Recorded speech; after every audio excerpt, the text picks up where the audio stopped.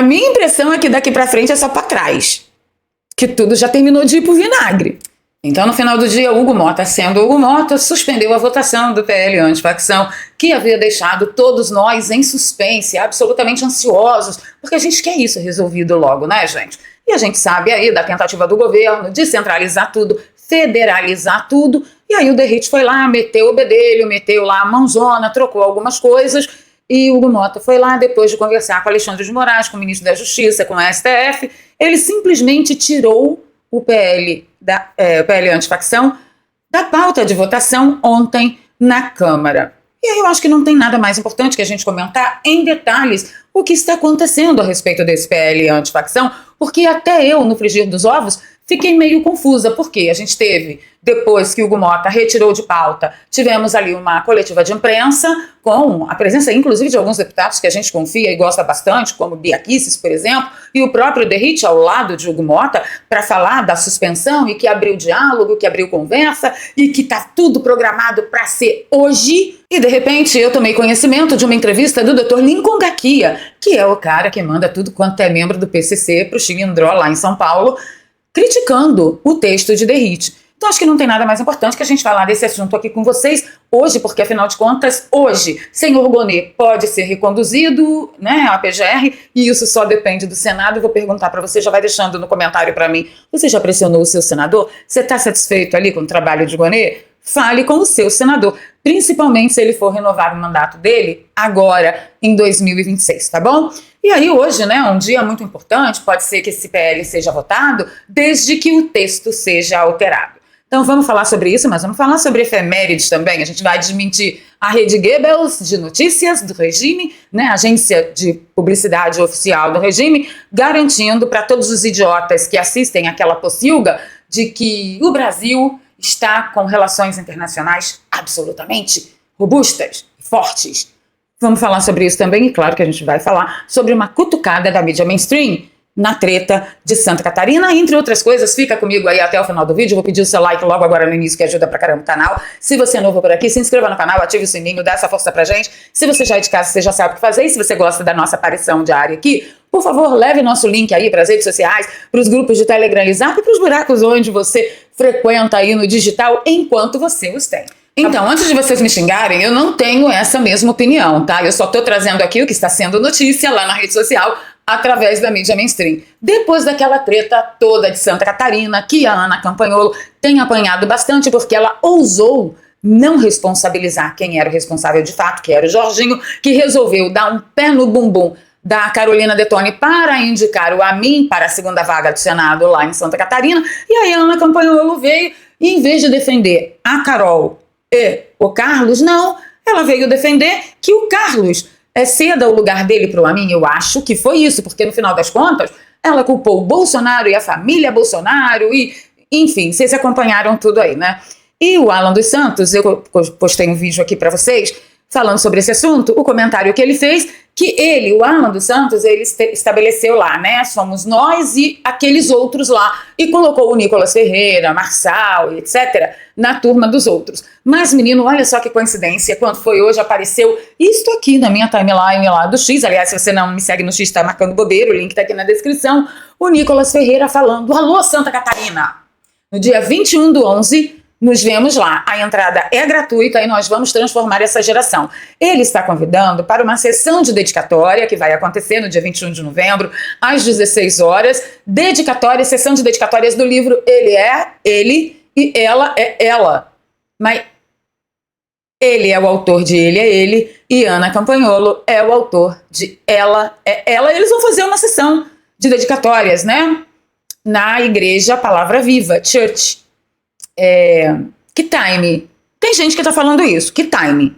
Se você pegar aqui os comentários, tá ruim, ó. A Anitta falando que time, Tina Pimentel, dá honra quem tem honra, gratidão e lealdade, fala de lealdade.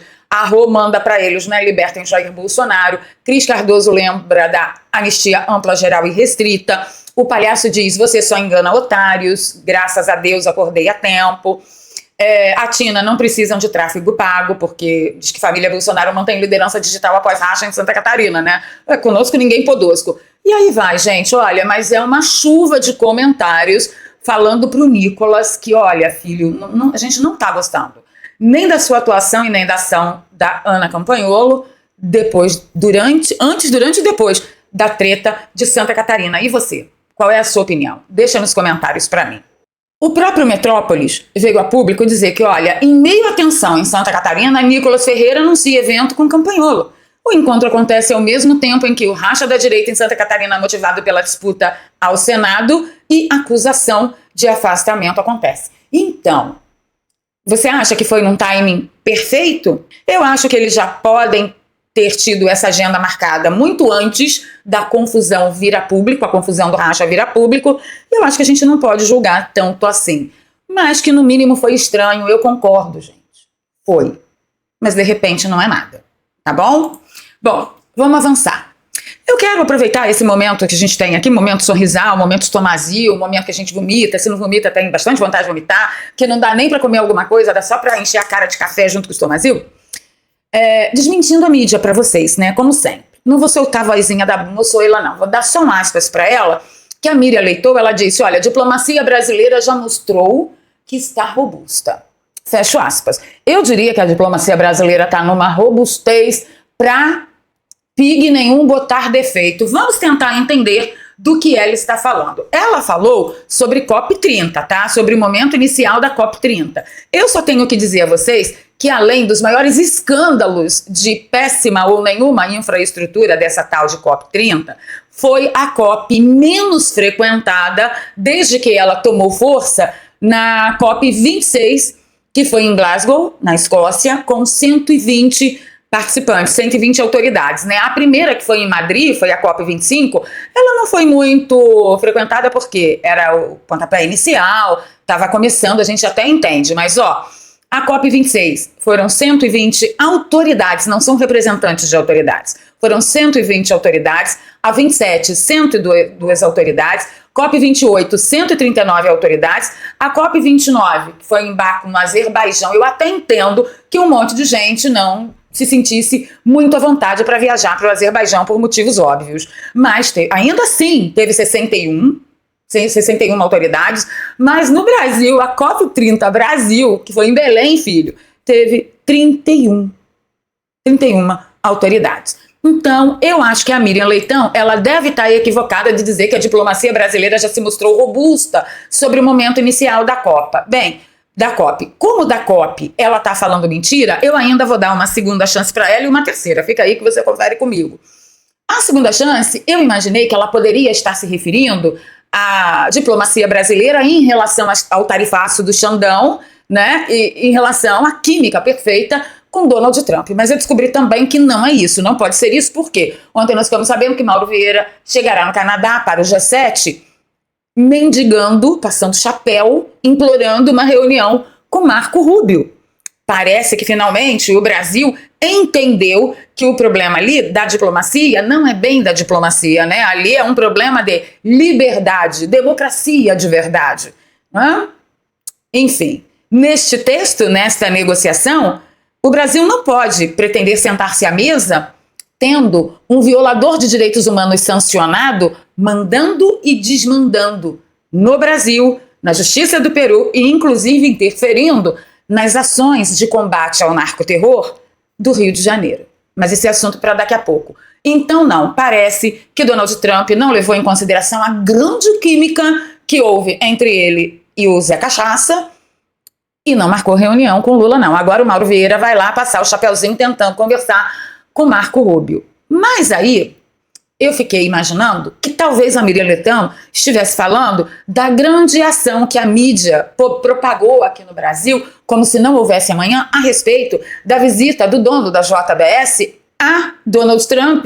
Inclusive, a gente ficou sabendo que a JBS foi uma das maiores, né, doadoras da festa, né, do ato lá da posse de Donald Trump. E sim, o Joesley, nunca sei qual que um que é o outro, ele conseguiu uma baita de uma reunião com Donald Trump, porém, não obstante, todavia, Donald Trump citou JBS e empresa controlada pela Marfrig, entre outras, ao falar de investigação contra cartel de frigoríficos. Eu adiantei isso aqui para vocês, teve até um engraçadinho que colocou aqui de comentário no nosso vídeo, assim, ai, Donald Trump falou sobre cartel de frigoríficos e aí isso tem a ver com JBS. Fonte, vozes da minha cabeça. Ele dizendo que eu não tinha fonte. Pois é, aí, ô topeira.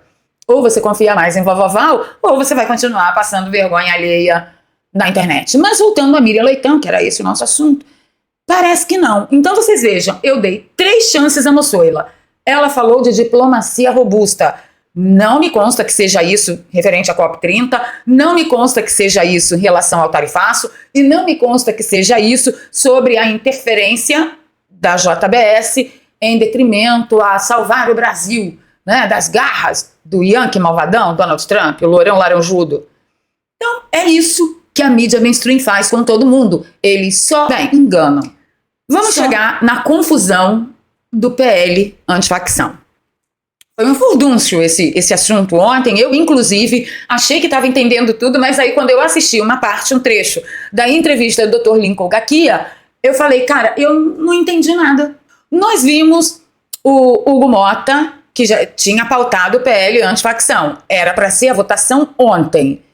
Durante o dia, Gleisi Hoffmann e tudo quanto foi petista vindo a público dizendo que, olha, isso é um absurdo, é um salvo-conduto para traficantes, enfim. Até, gente, o André Rodrigues, o diretor da Polícia Federal, ele veio a público dizer que o texto de Derrite, ele cerceia a atuação da Polícia Federal. Abro aspas. Não aceitarei restrição da atuação da Polícia Federal. Fecho aspas.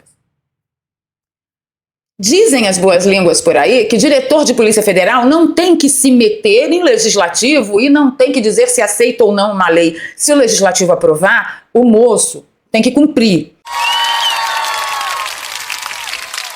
Mas parece que tá tudo de cabeça para baixo no país lá de Bangladesh do Sul e o poste tá mijando no cachorro ética terra, porque agora o diretor da Polícia Federal vem a público para dizer que não vai aceitar nenhuma lei que faça A, B ou C contra o órgão que ele está dirigindo.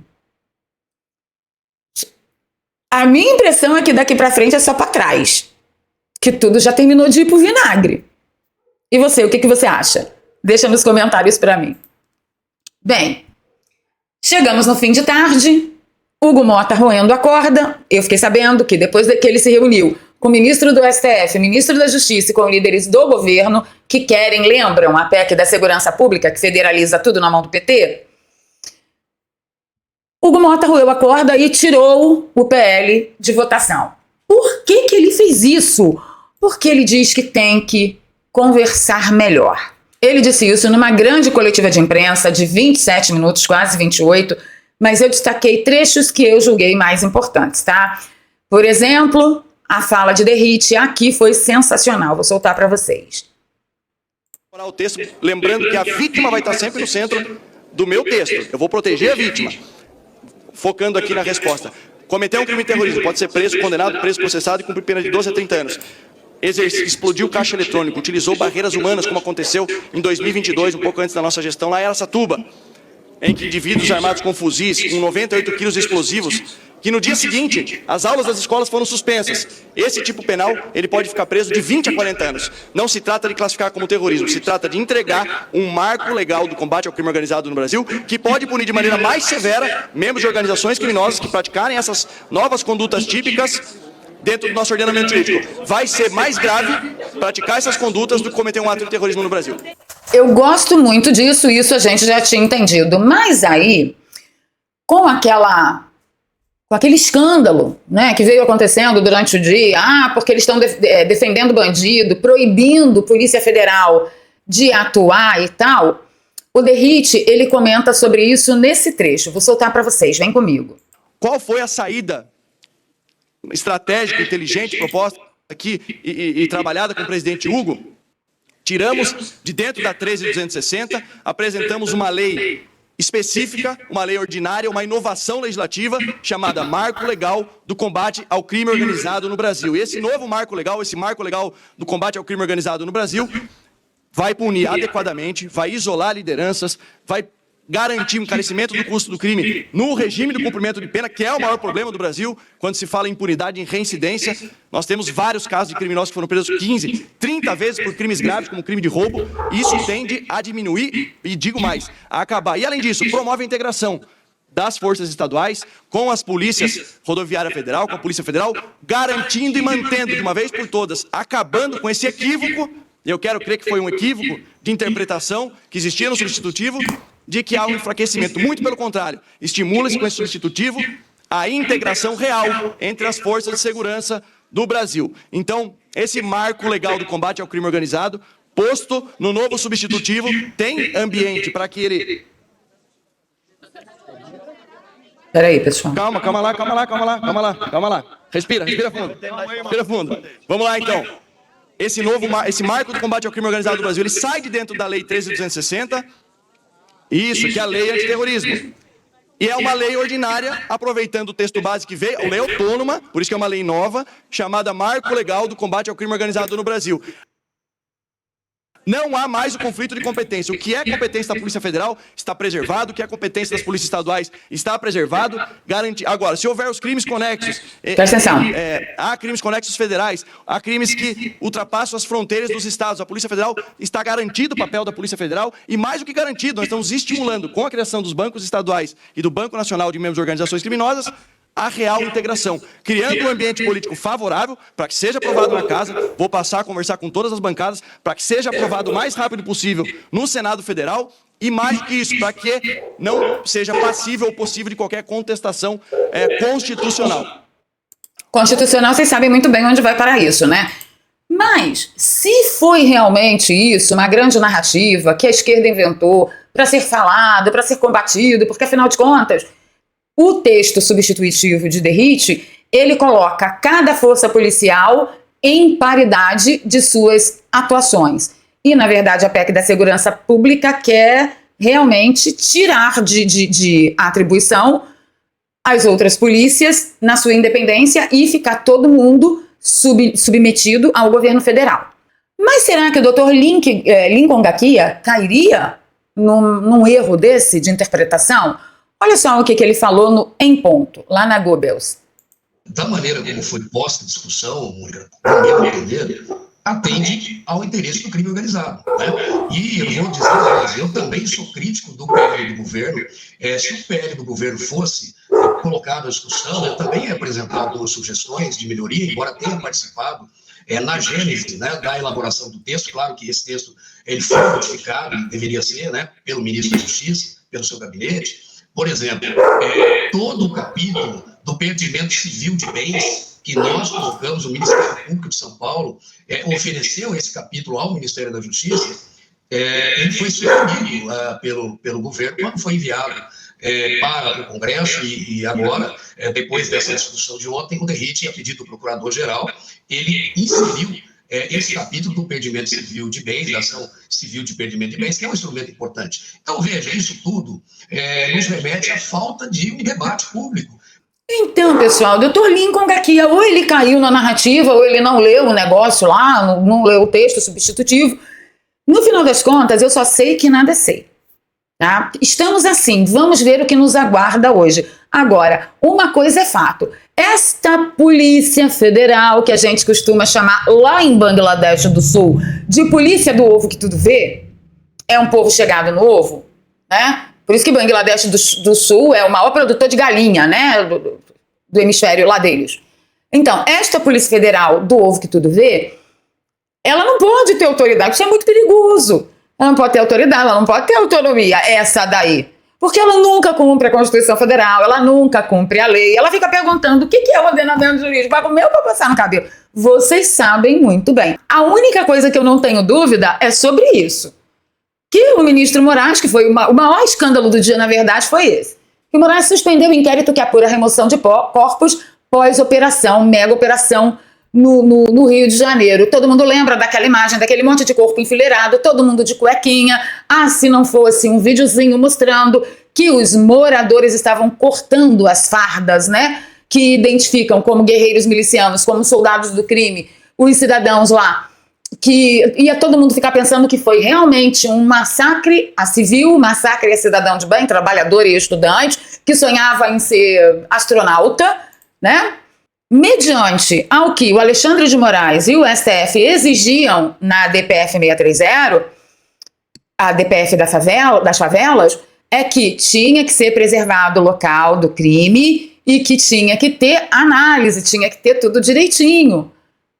E como os moradores retiraram os corpos do local do crime, então a cena do crime foi violada. E aí abriu-se um inquérito através do Rio de Janeiro para investigar quem foi que violou o local do crime. E aí vem o Ovo que Tudo Vê e diz, para, gente, para com essa bobagem, para que você vai querer saber quem violou o local do crime? Na decisão, o Ovo determinou novas disposições e o envio de informações adicionais sobre a mega operação. Ué, mas por que não deixou todas as informações adicionais que já havia solicitado, e mais essa informação também, e não deixou o inquérito correr? Não sei por quê. Não sei.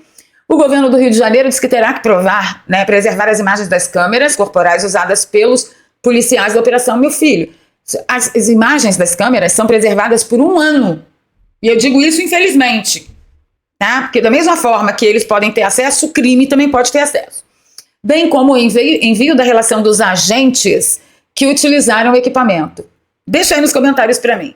Se você acha que vai ter perseguição ferrenha a esses policiais, digita 1. Se você acha que não, que o Ovo que Tudo Vê só está tentando promover a salvação da transdemocracia, digita 2.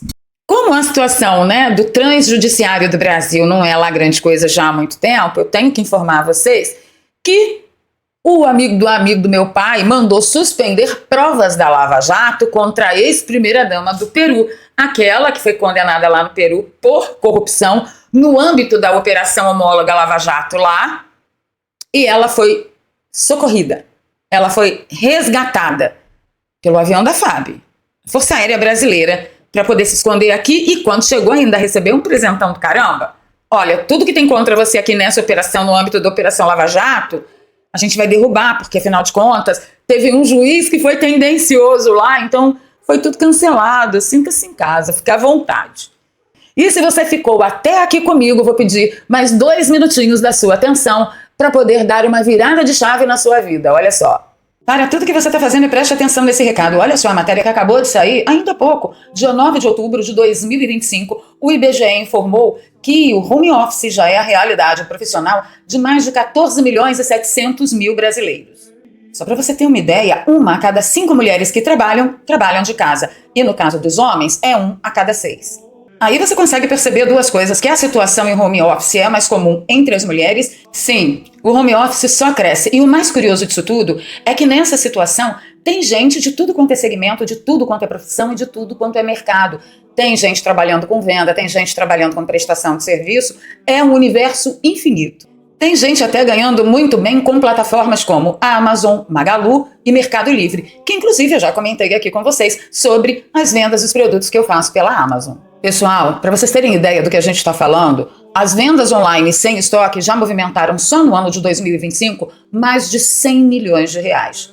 É um número muito alto. Então sim, tem muita gente trabalhando de casa, mudando de vida e exercendo isso 100% home office. E se esse é o seu sonho, se você também quer aprender como trabalhar de casa, organizar a sua vida, fazer o seu horário, ter liberdade como eu tive de mudar de São Paulo para o Rio de Janeiro mais que urgente para poder socorrer a minha família, então eu super indico para você a Escola de Negócios Digitais do nosso querido amigo Daniel Alvarenga, que também é youtuber de direita. E para acessar a Escola de Negócios Digitais do Daniel Alvarenga é só você clicar no primeiro link que está aqui no comentário fixado e na descrição de todos os nossos vídeos. Clica no link, vai lá no Zap do Daniel, diz que você quer entender melhor como que funciona tudo isso. E lá nós vamos liberar para você 3 aulas gratuitas que vai fazer com que você aprenda do que nós estamos falando. E pode ficar despreocupado, porque não é bet, não é tigrinho, não é curso para aprender a vender curso, é trabalho sério, honesto, dedicado, e eu tenho que avisar vocês.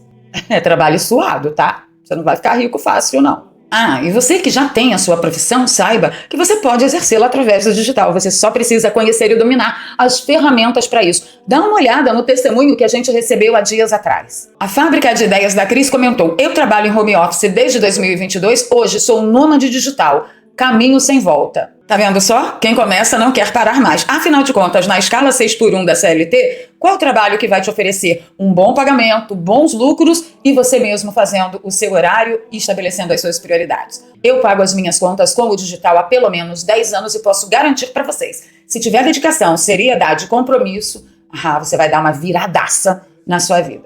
E quando eu digo que é virada de chave mesmo. Mirem-se no meu exemplo. O maior benefício que eu consegui trabalhando a partir de casa no digital foi estar morando em São Paulo e ter que mudar de urgência para o Rio de Janeiro por causa de um problema de saúde familiar. Aqui estou morando no Rio de Janeiro e vocês acompanharam boa parte aí dessa mudança enlouquecedora. E estou aqui, trabalhando, mantendo os meus compromissos e pagando as minhas contas. Você também pode ter acesso a tudo isso. O link está na descrição e no comentário fixado. Corre lá e assiste às aulas que eu libero gratuitamente para você.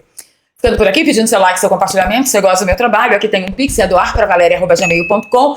Nos apoie com qualquer valor e na descrição eu deixo sempre 2 contas bancárias e uma conta no PayPal para você que nos acompanha de fora do Brasil. E agora vamos pra treta, vamos pros comentários, que é o melhor momento deste canal.